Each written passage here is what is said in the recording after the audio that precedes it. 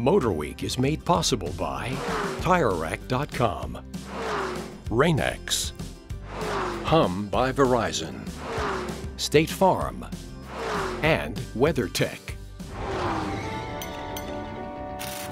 Tires are one of the most important safety aspects of any car.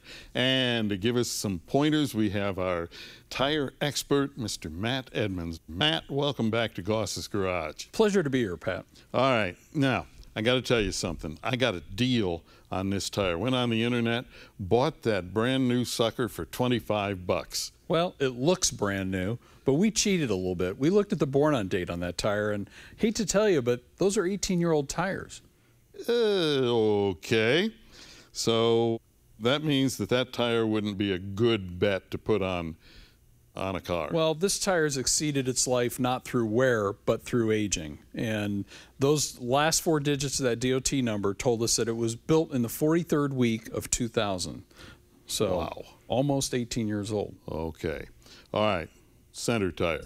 Center tire. This is a tire that someone has really gotten the full life through wear out of the tire by really maintaining this tire properly, watching their air pressure, rotating the tires, making sure they have good alignment.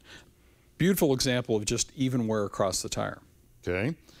This one. Well, this one here, little uneven wear. I mean, it looks like it has a lot of usable tread depth, but certainly on the shoulder, that inside shoulder alignment wear. And that's something that if you stay on top of, you can rotate your tires and wear it out evenly. But if you don't, I mean, it becomes an issue and you end up replacing a tire before it's worn out. Okay, now, one of the things with this aging process is that as the rubber ages, it loses some of its grip.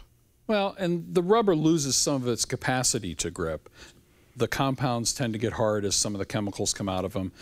This is why we say tires really should be used within 10 years of their born-on date, or 6 years maximum in service. So once you've put the tires on your vehicle, you know, it may be 2 years old when you put the tire on. At 8 years, I mean, that tire's reached the end of its life. But you should, at that point, have worn through its use as well. Okay, now, when we talk about traction, collector cars and things like this Ford GT, that could be an issue. Well, and the Ford GT here that we have only has 2,400 miles on it, but the tires are 12 years old.